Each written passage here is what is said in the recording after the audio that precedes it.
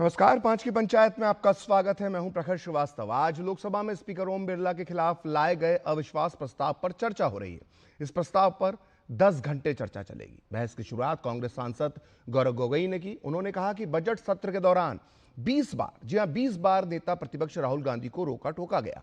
वहीं संसदीय कार्य मंत्री किरेन रिजिजू ने विपक्ष पर पलटवार करते हुए कहा कि कुछ सदस्य खुद को बहुत ज्ञानी मानते हैं और बिना तथ्यपरक के आरोप लगाते हैं। लोकसभा में इस मुद्दे पर तीखी बहस हो रही है और हम भी पांच की पंचायत में इसी मुद्दे पर चर्चा करेंगे और हमारे साथ होंगे कुछ खास मेहमान।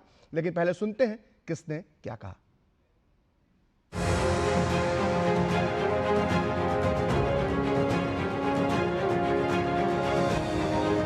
स्पीकर के खिलाफ आपने नो कॉन्फिडेंस दिया। हाँ जी, ये स्पीकर के खिलाफ, सरकार के खिलाफ तो नहीं है ना। 20 बार उनके बीच में इंटरवेंशंस आते हैं आदरणीय अध्यक्ष महोदय के, पैनल ऑफ चेयरपर्सन, उस समय जो चेयरपर्सन होते हैं, senior members of treasury benches, defence minister, home minister, parliamentary affairs minister. 20 बार नेता विपक्ष को बार बार संयोजित तरीके से motion of thanks to president's address, जो इतना महत्वपूर्ण चर्चा है, 20 बार उनको इंटरप्ट किया गया। किस कारण से? पार्लियामेंट्री अफेयर्स मिनिस्टर मैं भी विधानसभा में रह चुका हूं। उनको तभी खड़ा होना पड़ता है जब पार्लियामेंट चलने के नियमों से दूर कोई चीज होती है। ये बात सही है कि पार्लियामेंट्री अफेयर्स मिनिस्टर के नाते सबसे ज्यादा इंटरप्ट किरण रिजिजू ने किया है, मैं सहमत हूं, मगर ऐसा इरिस्पॉन्सिबल विरोध पक्ष भी कभी नहीं आया है। When a removal of speaker's motion is taken up, it is very clear in Article 96, speaker cannot sit in the chair. The actions of the speaker also cannot be admitted by that point of time. You are appointed by the speaker of the Lok Sabha. You are sitting there as the panel of chairman appointed by the speaker of the Lok Sabha. Speaker को सरकार का speaker बोलना, सरकार के माध्यम से speaker का nomination जरूर हुए हैं, लेकिन आप कहते हैं कि स्पीकर सरकारी भाषा बोलते हैं। आप इस तरह का जब इल्जाम लगाते हैं स्पीकर के बारे में, आप सोच के देखना चाहिए। हमारा तो कितने स्पीकर हुए हैं जिसको हमने समर्थन करके जो इलेक्टेड हुए हैं, ज्यादातर स्पीकर आपके ही पार्टी से रहे हैं। SIR is everywhere, it is going fraud and it is fraud, and to win the election, There is not. win the election, In Tamil Nadu, it is going in Bengal. Everybody has It is going in विपक्ष की मंशा जो मैंने कल भी कही थी, वो कहीं भी चर्चा करने की, डिबेट में पार्टिसिपेट करने के लिए और देश की घटना पर या देश के में चल रही व्यवस्थाओं पर कोई चर्चा करने का इनकी मानसिकता नहीं है। 15 से 16 घंटे डिस्कशन हुआ था ऑन इलेक्टोरल रिफॉर्म्स, लेकिन जब चर्चा का जवाब देने की बारी आई तो विपक्ष वॉकआउट कर गया था।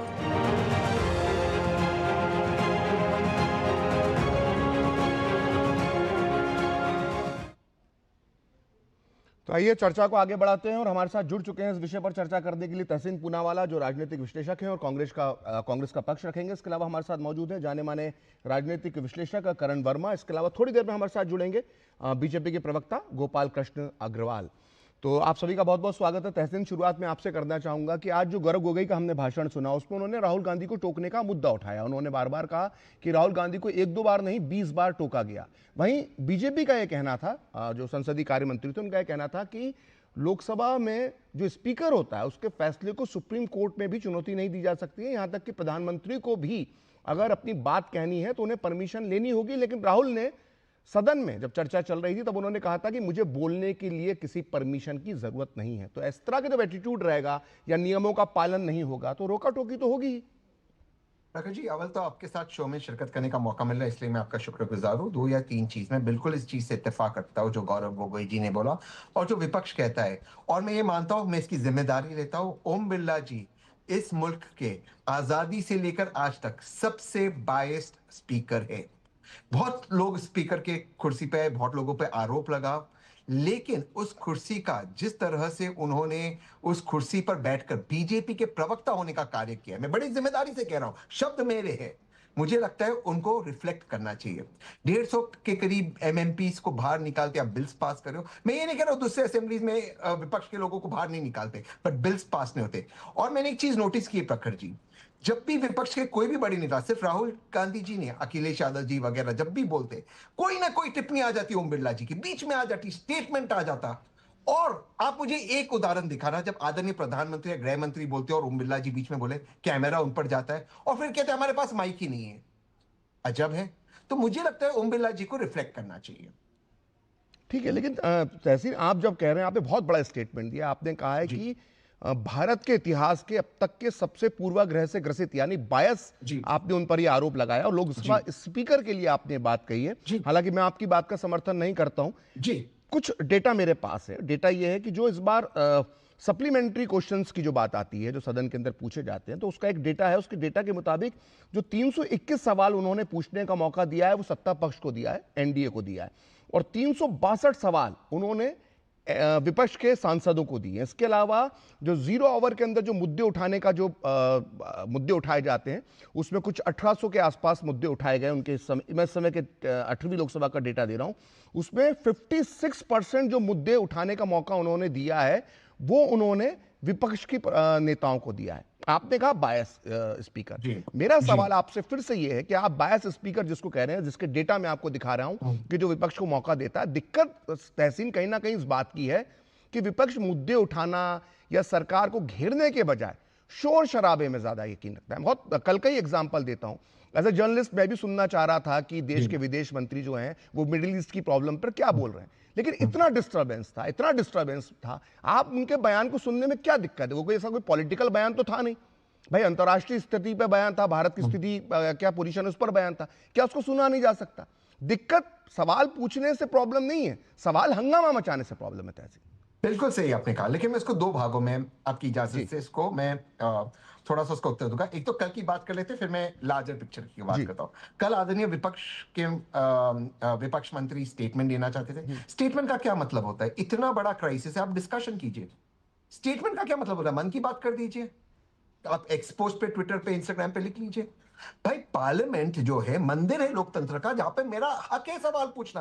आपने जो डेटा दिया बिल्कुल मैं उससे इत्तेफाक रखता हूं, लेकिन आदरणीय सुषमा स्वराज जी, स्वर्गवासी सुषमा स्वराज जी कहा करती थी कि हाउस जो होता है विपक्ष का होता है और चलाने की जिम्मेदारी सरकार की होती है। मेरा काम है सरकार से सवाल पूछना, ये मेरा कर्तव्य है। तो ओम बिरला जी मुझ पर एहसान नहीं कर रहे, लेकिन जब मैं सवाल पूछता हूं, जब मैं आलोचना करता हूं, जब मैं बात रखता हूं, तब ये बार बार बीच में रोककर मेरा फ्लो तोड़ते। मैं दूसरी बात कहना चाहता हूं, आज हमारे देश में एक एलपीजी क्राइसिस है, बहुत सारे ऐसे मुद्दे जिन पर सरकार ने गलत स्टेटमेंट्स दिए, मुझे उन पर चर्चा करनी है। एक डोमेस्टिक क्राइसिस है हमारे मुल्क में। आप देखिए तहसीन जो आप बात कह रहे हैं, आपसे सहमत हूं, मैं आपसे बात की सहमत हूं कि भाई सवाल पूछना चाहिए, एक प्रोसेस होता है लेकिन सवाल पूछने का। आपने विदेश मंत्री के बयान की बात की। जब बात अविश्वास प्रस्ताव पर कल जब चर्चा शुरू होनी थी, ये कांग्रेस का ही प्रस्ताव था, कल उस पर चर्चा होने देते, इस पर बाद में बात हो जाती। तो दिक्कत क्या है? आप पहले खुद प्रस्ताव देंगे, चर्चा का दिन तय करेंगे, जब चर्चा होने वाली होगी तो तीसरा लेकर आ जाएंगे। ये भी तो प्रवृत्ति है ना, ये दिखाता है कि आपको हंगामा ही करना है, आपका कोई इंटरेस्ट नहीं है। नहीं, एक लास्ट टाइम की फिर कारण भी रुके। बिल्कुल सही आपने कहा, इससे भी मैं आपसे इत्तेफाक करता हूं। लेकिन मान लो प्रखर जी, आपका शो है, बहुत प्रसिद्ध शो है आपका, और दोपहर को मुझे फोन आता है कमलेश जी का या आपके गेस्ट कोऑर्डिनेटर का कि आज प्रखर जी चर्चा करेंगे इस विषय पर, करण हो गए, तहसीन हो गए वगैरह, और उसी टाइम 4:30 पर कोई बड़ी घटना घट जाती, तो प्रखर जी का अधिकार है कि वो शो का डिबेट फॉर्मेट या जो है चेंज करे, क्योंकि देश हित में। मैं बिल्कुल मानता हूं ओम बिरला जी का विषय था, लेकिन आज जो हो रहा है साहब, आप, मैं एक 10 सेकंड लूंगा, रेस्टोरेंट में एलपीजी ने और इनकम टैक्स रेस्टोरेंट्स को रेड कर रही है। आप सोचिए किस तरह की सरकार है, और बांग्लादेश को 5000 टन डीजल दे रही है। मैं उसमें सही गलत में नहीं जा रहा हूं, क्या मेरा काम नहीं है ये सवाल पूछना? तो ये आज ज्यादा जरूरी मुद्दा है ओम बिरला जी के साथ, हम 2 दिन के बाद डील करेंगे, क्या फर्क पड़ता है? ठीक करण, जो आरोप लगाए वो आपने सुनी लिए, जो तहसीन ने बोला, मैं उन आरोपों को दोहराना नहीं चाहता हूं, लेकिन मेरा एक राजनीतिक सवाल आपसे है कि जो अविश्वास प्रस्ताव लेकर जो विपक्ष के नेता हैं और उसका नेतृत्व एक तरह से कांग्रेस ने करा, इससे ये हासिल क्या करना चाहते हैं? कहीं इसके पीछे ये तो नहीं है कि जितनी संवैधानिक संस्थाएं उन पर से भरोसा उठा दिया जाए? क्योंकि खबर ये भी है कि जो मुख्य चुनाव आयुक्त थे उनके खिलाफ भी महाभियोग प्रस्ताव लाने की प्लानिंग बन रही है? कॉन्फिडेंस जनता का नहीं है जिनके ऊपर, वो अब सबके ऊपर नो कॉन्फिडेंस पास करते जा रहे हैं, तो ये तो एक विचित्र चीज है ना। बट मैं एक सीरियस तौर पे अगर बात करूं, तहसीन जी ने जो बात करी, मैं 2 उदाहरण देता हूं उसके। अब इन्होंने कहा भाई चर्चा के लिए क्यों रोकते हैं स्पीकर जी, ओम बिरला जी।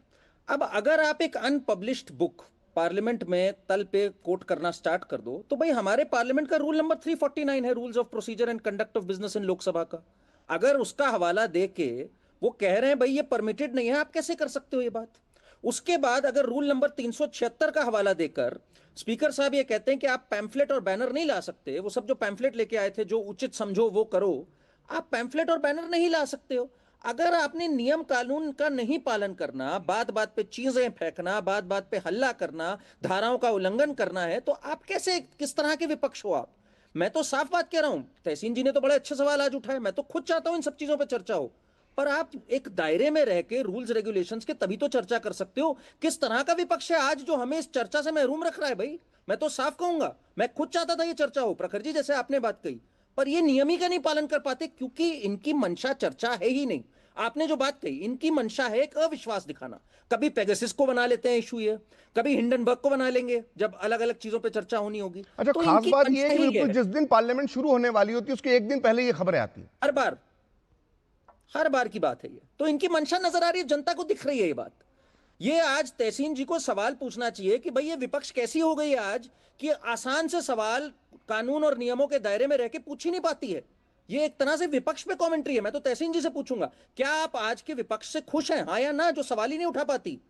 मैंने आपको 2 नियम बताए जिनका उन्होंने उल्लंघन किया, 349, 376। क्या कहेंगे आप? क्या विपक्ष बिल्कुल पढ़ी लिखी ही नहीं है जो इन नियमों को नहीं जानती, या जान के इनका उल्लंघन कर रही है? जरा इसका जवाब दीजिए प्लीज। तहसीन। देखिए, मैं स्पेसिफिक मुद्दों पे नहीं जाऊंगा क्योंकि वो इस सेशन के पिछले भाग में था, लेकिन करण भाई, अगर हम उसमें जाते, प्रखर भाई के शो में था जब प्रखर भाई ने खुद ये बात कही थी, जब बोफोर्स का मामला उठा था, कौन सी रिपोर्ट पब्लिश थी? स्विट्जरलैंड के किसी रेडियो स्टेशन पे सुनकर आपने उठाया। जब सीएजी का 2G का मामला उठाया तो ड्राफ्ट रिपोर्ट थी, पीएसी पे गई नहीं थी, आपने उठाया। और आदरणीय अरुण जेटली जी आज हमारे बीच में नहीं है, डिस्टर्बेंस करना, पूरा विंटर सेशन ब्लॉक करना हमारा कर्तव्य है। मैं उस विषय में जा ही नहीं रहा हूं। मैं आपसे सहमत हूं, इत्तेफाक रखता हूं कि एक मैच्योर विपक्ष की जरूरत है। मैं पूरी तरह से आपसे इत्तेफाक रखता हूं, एक मैच्योर विपक्ष जो अच्छी तरह से अपनी बात रखे। लेकिन साहब, मैं आपसे एक बात पूछ रहा हूं, आज मेरे मुल्क में क्राइसिस है, पोल्यूशन का क्राइसिस था, ये एलपीजी का क्राइसिस है, और सरकार सिर्फ स्टेटमेंट दे, चर्चा ना करे, लेट द ऑपोजिशन मिसबिहेव। आप कम से कम चर्चा हो, जो लोग विपक्ष में बैठे कम से कम डिबेट हो। सरकार हाउस ही नहीं चलाना चाहती है, सरकार भागना चाहती है, और सब चीज हो गई। ईरान में 2011 में ये हुआ था, 2008 में सरकार ने यूपीए ने किया था। भाई आज आप सरकार में हो, आपकी जिम्मेदारी क्या है? आज रेस्टोरेंट एसोसिएशन पे टैक्स, इनकम टैक्स रेड हो रहे हैं। आज सोर्सेस के थ्रू सरकार कह रही है हम एलपीजी डिस्ट्रीब्यूशन के कमेटी बनाए। 11 दिन से हरदीपुरी जी क्या कर रहे थे? सोए थे। ठीक है, आपने तहसीन पुरानी बातें की, आपने पुराने एग्जाम्पल भी मुझे बता दी है कि कब कब किस तरह से चर्चाएं हुई और कब कब चर्चाएं नहीं। तो मैं भी एक पुराना एग्जाम्पल दे देता हूं, और मैं देता हूं उस पत्रकार का एग्जाम्पल जिसके डिबेट में आप हफ्ते में 2 दिन जाते हैं, जिसके साथ तहसीन और करण भी जाते हैं। उस पत्रकार को, जब मैं इसकी घटना इसलिए बता रहा हूं कि अमेरिका के अंदर, अमेरिका के साथ जब भारत की न्यूक डील हो रही थी, तब एक स्टिंग ऑपरेशन किया गया था जो सांसदों को रिश्वत दी गई थी कथित तौर पर, बीजेपी सांसदों को। उन सांसदों ने स्टिंग ऑपरेशन कर लिया था। वो स्टिंग ऑपरेशन उस पत्रकार को दे दिया जिसकी डिबेट में सूर्या तो नहीं लेकिन करण और तहसीन दोनों जाते हैं। उस पत्रकार ने उस स्टिंग ऑपरेशन को दबा लिया, और दबाने के बाद बीजेपी के सांसद इंतजार करते रहे कि 3 बजे वो टेलीकास्ट होगा। आज किरण रिजिजू ने उसका जिक्र भी किया उस घटना का, इसलिए मैं बोल रहा हूं। और उसके बाद भी वो टेलीकास्ट नहीं हुआ। आखिरकार बीजेपी के सांसदों को कैश जो तुमको मिला था वो उनको पार्लियामेंट में रखना पड़ा। और वो जो स्टिंग ऑपरेशन की एक कॉपी जो थी, वो उस समय के तत्कालीन लोकसभा अध्यक्ष सोमनाथ चटर्जी के पास भी थी। उसको सोमनाथ चटर्जी हमेशा दबाकर बैठे रहे, वो कभी दुनिया के सामने नहीं आ पाया। और दुर्भाग्य की बात है कि उसी पत्रकार को जो है उसी साल जो है पद्म पुरस्कार भी मिलता है। तो ऐसे भी मामले लोकसभा अध्यक्षों ने किए हैं, लेकिन कभी अविश्वास प्रस्ताव लेकर 1987 के बाद कोई विपक्षी पार्टी लेकर नहीं आई। सर, मैं यहां पर एक बात उल्लेख करना जरूरी समझ रहा था, क्योंकि उस पत्रकार के साथ आप लोग भी डिबेट में हिस्सा लेते हैं, कभी इच्छा हो तो ये सवाल पूछ के देख लीजिएगा उनसे। सूर्या मैथिल हमारे साथ जुड़ चुके हैं। मैं आप प्रखर जी जो मजाक करण और मैं करण के लिए बोलता हूँ, हमें आपके साथ आता है और आपका जो इतिहास का ज्ञान है ऐसे किसी भी पत्रकार के तहसीन, ये तो इतिहास की बात ही नहीं है, तो मेरे होशोवास की बात है जब मैं खुद जर्नलिस्ट बन गया था। हम आपका सम्मान करते हैं, उस पत्रकार का ना मैं सम्मान करता हूं। मैं जानता हूं करण की क्या थिंकिंग है, मैं सच कह रहा हूं, इसलिए नहीं कि आपके शो पे हो। नहीं ठीक है, मैं समझ रहा हूं, मतलब मैं सिर्फ ये कहना चाह रहा हूं कि ऐसे भी मामले आए जब लोकसभा अध्यक्ष की ऐसी ऐसी चीजें सहन की गई हैं। खैर, सूर्या मैथिल हमारे साथ जुड़ गए बीजेपी का पक्ष रखने के लिए। सूर्या, मेरा बहुत ही सामान्य सा सवाल है, जो बहुत बाजी मुद्दे कुछ कांग्रेस के लोगों ने आज उठाने की कोशिश की है पार्लियामेंट में। उनका यह कहना है कि राहुल गांधी जब बोलते हैं तो टोका टोकी की जाती है, पहली बात। दूसरी बात, कई बार होता है जब माइक बंद कर दिया जाता है, शशि थरूर का एग्जाम्पल दिया गौरव गोगोई ने कि शशि थरूर जब भाषण दे रहे थे तो उनका माइक बंद कर दिया गया। तीसरा जो मुख्य आरोप उनका था वो ये था कि जब कांग्रेस और विपक्षी महिला सांसद जब हंगामा मचा रही थी तो लोकसभा अध्यक्ष ने बाद में कहा कि कोई बड़ी घटना पीएम के साथ घट सकती थी, और उनका कहना है इस तरह का आरोप लोकसभा अध्यक्ष को महिला सांसदों पर नहीं लगाना चाहिए था। आपका पक्ष क्या है इस बारे में? धन्यवाद। पहले तो आपको और पूरे देश को भारत माता की जय, वंदे मातरम। मैं इस विषय पे आने से पहले मैं एक चीज ऐड करना चाहूंगा। जिस पत्रकार के विषय में आप बात कर रहे हैं उसकी एक चीज और आपने नहीं बताई कि उसके परिवार से राज्यसभा सांसद। नहीं, ठीक है, हम अब व्यक्तिगत नहीं होगा, हमसे लोकसभा अध्यक्ष से जुड़े मामले पर हम चर्चा कर रहे थे, इसलिए उसको रेफरेंस आ गया, हमें उसके आगे नहीं जाना है। बिल्कुल, राज्यसभा के सांसद भी मिल गई थी, यही हमें उसके आगे नहीं जाना सूर्या, हम वो एक संदर्भ के तहत वो जिक्र आया उस घटना का। जी, तो अब जो बात यहां पर कही जा रही है कांग्रेस की तरफ से, मैं केवल इतना पूछना चाहता हूं कि क्या कारण है कि कांग्रेस को अपनी महिला सांसदों को आगे करना पड़ा, और कांग्रेस की महिला सांसद एक प्रकार के कपड़े को अपने संग लेके चल रही थी। हमारे यहां पर माननीय प्रधानमंत्री जी का सम्मान, चाहे वो कांग्रेस से हो और चाहे वो भाजपा से हो, पहले कांग्रेस से भी रह चुके हैं 5 बार, 3 या 4 बार, और उसके बाद भाजपा से भी हैं और अन्य दलों से भी प्रधानमंत्री पद पे सुशोभित रहे हैं। उन सबका सम्मान हमारे लिए सर्वोपरि होता है। जिस प्रकार की इस समय में कांग्रेस की रीति और नीति है और जिस प्रकार की बदतमीजियां कांग्रेस के एलओपी कर रहे हैं लगातार, चाहे वो बाहर किसी को धक्का मार के सर फोड़ देते हैं एक वरिष्ठ सांसद का, किस प्रकार से संसद में आके किसी को भी हक कर लेते हैं, किस प्रकार से आंख मारते हैं, कभी कोई फोटो लहरा देते हैं, और जो संसद की गरिमा होती है उसको तार तार करते हैं। तो क्या मैं ये ना कहूं कि प्रधानमंत्री जी पे हमला करने का एक साजिश भी थी महिला सांसदों के द्वारा, जैसा कि लोकसभा अध्यक्ष ने कहा। मैं भी सहमत हूं उनसे। आप एक बात बताइए ना, उनके पास शॉल टाइप का कुछ था, उसमें क्या बंधा था? ऐसा तो नहीं था कोई मिर्ची पाउडर ही था, ऐसा तो नहीं था कोई और वायरस टाइप का तो नहीं था। अरे बहुत सारी चीजें हैं। ये सदन का जो मर्यादित पटल है वहां पर सुरक्षा एजेंसियां इन्वेस्टिगेट नहीं कर सकती हैं।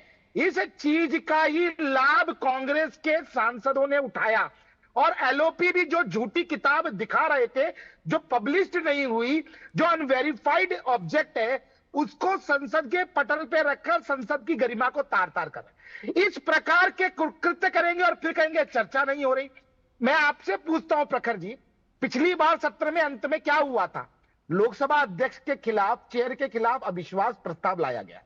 अब मैं ये पूछ रहा हूं कि जब कल अविश्वास प्रस्ताव पे बात करने की बारी आई तो क्यों आपने छूट के ईरान की तरफ पहुंच गए, आप कुरान की तरफ पहुंच गए, आप क्यों खामनेई को रो रहे हैं बार बार?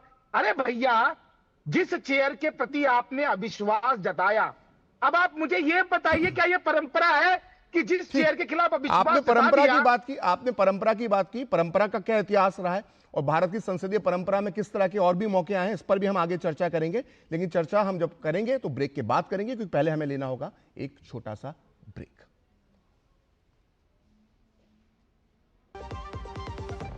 गांव में आया नया हीरो, खरपतवार का डर हुआ जीरो, अब खेती का काम होगा खास, जब ये सुपरस्टार होगा हर किसान के पास।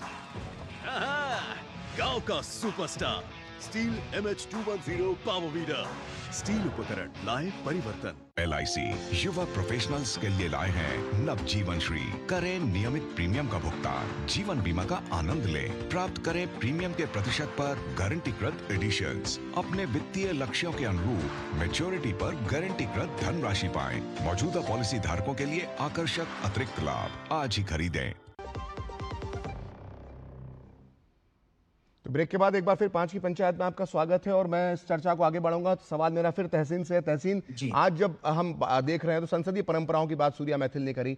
संसदीय परंपराएं जो रही, उसके पहले भी 3 बार इस तरह का प्रस्ताव आ चुका है। जो प्रस्ताव जब आए थे तो राजीव गांधी के समय जब प्रस्ताव आया था बलराम जाखड़ के खिलाफ, जो समय के लोकसभा स्पीकर थे 1987 में, तब राजीव गांधी ने कहा था कि हम स्पीकर की नीयत पर सवाल नहीं उठा सकते। और ऐसे ही प्रस्ताव जब मावलंकर जी के लिए आया था तब जवाहरलाल नेहरू ने बहुत जबरदस्त बात की थी। उन्होंने कहा था कि अध्यक्ष के सद्भाव को चुनौती देना बताता है कि हम तुच्छ व्यक्ति हैं और ओछी सोच है हमारी। तो अब क्या जवाहरलाल नेहरू ने जो कहा था मावलंकर जी के मामले में, क्या यही विचार जो है वो वर्तमान विपक्ष पर अप्लाई किया जा सकता है? उन्होंने कहा था कि ऐसी सोच रखना तुच्छ व्यक्तियों की निशानी है और ये ओछी सोच है। देखिए, मैं सोचता हूँ कि विपक्ष को भी पता है कि उनके पास नंबर्स है नहीं ओम बिरला जी को हटाने के लिए, लेकिन वो एक लार्जर मैसेज देना चाहते हैं। क्योंकि सूर्या जी ने एक बहुत महत्वपूर्ण बात की। उन्होंने कहा, जिस पे मुझे मौका मिला आपके शो पे आने के, कि आदरणीय प्रधानमंत्री पर शायद एक हमला हो सकता था। अब मैं आपसे पूछता हूँ, पार्लियामेंट में जो आपको इम्यूनिटी मिलती है तो बोलने की मिलती है, मारपीट के, छेड़छाड़ करने की, किसी को अगर मोलेस्ट करे तो इसकी तो इम्यूनिटी मिलती नहीं है। तो आज तक आदरणीय स्पीकर ने जिन सांसद हमारे माननीय प्रधानमंत्री पे हमला करना चाहते थे, जो मैं मानता हूं एक एक्ट ऑफ टेरर, अब तक कार्रवाई क्यों नहीं की? ये इसलिए, मतलब या तो अब एक्ट नहीं हुआ या तो प्रधानमंत्री जी को अब चाहते थे लोकसभा में बात ना करें। ये एक चीज है। दूसरी चीज से मैं अपनी बात समाप्त करता हूं। मैं एक चीज गलत कहती है भाजपा, और जो आज हाउस में कहा कि स्पीकर के डिसीजन पे सुप्रीम कोर्ट भी सवाल नहीं उठा सकता। हालांकि मैं इस चीज में मानता हूं, मैं ये चीज मानता हूं कि हाउस सॉवरेन होना चाहिए और कोर्ट्स का बहुत ज्यादा इंटरफेरेंस हो गया, लेकिन ये तो हो रहा है ना। कोर्ट्स तो लगातार असेंबली में कह रहे कि किस तरह से वोट ऑफ कॉन्फिडेंस होना चाहिए, लगातार स्पीकर के निर्णय को देख रहे हैं असेंबली और हाउस के। तो मैं मानता हूं ये उन्होंने एक रेखा, मुझे लगता है कोर्ट्स ने क्रॉस किया और हाउस ने उसका कोई संज्ञान दिया नहीं। अब बोलने के लिए वो कहते, बट कोर्ट्स रेगुलरली इंटरफेयर करता है। हालांकि उस विषय पे मैं सरकार के साथ हूं, कोर्ट्स को कोई अधिकार नहीं हाउस में इंटरफेयर करने का। ठीक है, मेरा सवाल करण आपसे और आखिरी सवाल है, क्योंकि अब मुझे लगता है कि समय चर्चा का खत्म हो रहा है। मुझे 20 सेकंड दे दीजिए उत्तर जी के ठीक लिए, है सूर्या, 20 सेकंड। 30 सेकंड, 1 मिनट आप बोल दीजिए, 1 मिनट बोल दीजिए। जी देखिए, जिनको अलिफ बे का अलिफ नहीं पता वो आज पूरे विश्व को केमिस्ट्री पढ़ाने की बात कर रहे हैं। अब तहसीन भाई हमारे बहुत समझदार भी हैं और बहुत मासूम भी हैं, और मासूमियत से बहुत सारी बातें कह जाते हैं। मैं इनको याद दिलाना चाहता हूं, तेलंगाना का जो विभाजन का बिल आया था संसद में, उस समय क्या किया था संसद के अंदर कांग्रेस के लोगों ने, कैसे पास कराया था, ये मुझको और आपको और हमारे प्रखर श्रीवास्तव जी को और करण वर्मा जी को सबको पता है। हम सब राजनीतिक बुद्धिजीवी हैं। जिस प्रकार की मारपीट, जिस प्रकार से जो है आपका, मैं ये कहूं कि चिली जो है पाउडर का उपयोग और स्मोक बम का उपयोग किया गया था संसद के अंदर, धमकाने के लिए, डराने के लिए, और दरवाजे बंद कर दिए गए थे। तब कोई इन्वेस्टिगेशन हुआ था क्या साहब? ये बताइए। यहां मैंने केवल इतना कहा कि जब कांग्रेस की 5-6 सांसद झुंड बनाकर महिला सांसद वहां पहुंची, अब मैं आपसे एक हाइपोथेटिकल क्वेश्चन पूछता हूं, यदि वहां पर मार्शल उन सांसदों को उठा के बाहर ले आते तो आप क्या नैरेटिव बनाते? आप ये नैरेटिव बनाते कि महिला सांसदों का अपमान किया जा रहा है, जिस प्रकार से आपने कपड़े उतार कर हो चुके हैं और आप अब सवाल पूछने का वक्त चला गया। अब एक सवाल मैं करण से पूछना चाहूंगा और इस चर्चा को मैं विराम देना चाहूंगा। उसके बाद करण, मेरा सवाल है और थोड़ा हाइपोथेटिकल सवाल है और भविष्य को लेकर सवाल है, क्योंकि अब इतने विवाद हम देख रहे हैं पिछले 12-13 साल से, जिस तरह का हंगामा हो रहा है, बार बार जो है संवैधानिक संस्थाओं की जो है उस पर सवाल उठाए जाते हैं, एक भ्रम का माहौल फैलाया जाता है। एक सवाल मेरा है, हो सकता है कि आप इसका जवाब किस तरह से देना चाहेंगे, मेरे लिए भी जानना दिलचस्प होगा, कि ब्रिटेन की जो संसद है, जो हाउस ऑफ कॉमन्स है, वहां पर एक नियम है। वो नियम ये है कि जो वहां का जो अध्यक्ष बनता है संसद का, वो उन्हीं में से एक बनता है, सत्ताधारी पार्टी का हो चाहे जैसा हो, लेकिन वो होता उसी सदन का सदस्य है। और वो अध्यक्ष बनने के बाद फिर वो इस्तीफा दे देता है, फिर वो किसी पार्टी का नहीं होता और भविष्य में भी कोई और पार्टी ज्वाइन नहीं कर सकता। क्या हम इस नौबत पर आ चुके हैं कि अब हम यही करना पड़ेगा, इसी के बाद विश्वास जागेगा? जबकि संविधान सभा में जब इसको लेकर चर्चा हुई तो बी आर अम्बेडकर समेत जो तमाम बड़े नेता थे, उनका यह कहना था कि ब्रिटेन का ये रूल हमारे हिसाब से ठीक नहीं है, क्योंकि हमारे यहाँ लोकतंत्र है और लोकसभा अध्यक्ष को बाद में भी चुनाव जीतकर सदन में आने का अधिकार होना चाहिए। मैं आपका इस पर टैग जानना चाहता हूँ। तो नियम बहुत अच्छा है प्रखर जी, और इसीलिए यहाँ पर कभी लागू नहीं होगा। हमारे राजनीतिज्ञ जो हैं वो कभी पावर का और कभी भी किसी चीज को चलाने का कंट्रोल नहीं छोड़ते। पुलिस रिफॉर्म्स 2006 से बात चल रही है, 2006 से। क्या आ गए पुलिस रिफॉर्म्स? सुप्रीम कोर्ट के डायरेक्टिव्स तक आ गए? किसी ने कुछ भी किया इस पे? तो जो पार्लियामेंट के नैरेटिव कंट्रोल करना है वो कोई भी पार्टी छोड़ेगी नहीं। पर एक बात मैं छोटी सी और बोलूंगा, पहले दिन से जब लीडर ऑफ ऑपोजिशन बने राहुल गांधी, इनकी मंशा कभी भी नहीं थी ओम बिरला जी के साथ संबंध रखने की। उन्होंने जब हाथ भी मिलाया तो उन्होंने कहा आप उस गर्मजोशी से हाथ नहीं मिला रहे जैसे आपने प्रधानमंत्री से मिलाया। प्रेसिडेंट का उद्घोषण चल रहा था, उसमें उन्होंने नीट की मुद्दा उठाना स्टार्ट किया। स्पीकर साहब ने कहा भाई प्रेसिडेंट उद्घोषण में मुद्दे नहीं उठाए जाते, उसके बाद उठा लेना। तो पहले दिन से मंशा जनता को साफ नजर आ रही है। लीडर ऑफ ऑपोजिशन बहुत ही गैर जिम्मेदाराना है और शायद एक नए लीडर ऑफ ऑपोजिशन की जरूरत है, तब शायद थोड़ा समन्वय आ सकता है यहां पर। ठीक, तो आप सभी मेहमानों का बहुत बहुत धन्यवाद। आप लोग चर्चा में जुड़े हमारे साथ। तहसीन, आपका बहुत बहुत धन्यवाद। सूर्या मैथिल जी, आप हमारे साथ जुड़े, आपको भी बहुत बहुत धन्यवाद। और करण वर्मा, आपके शामिल होने के लिए भी आपको बहुत बहुत धन्यवाद। तो फिलहाल 5 की पंचायत में इतना ही। आप देखते रहिए डीडी न्यूज।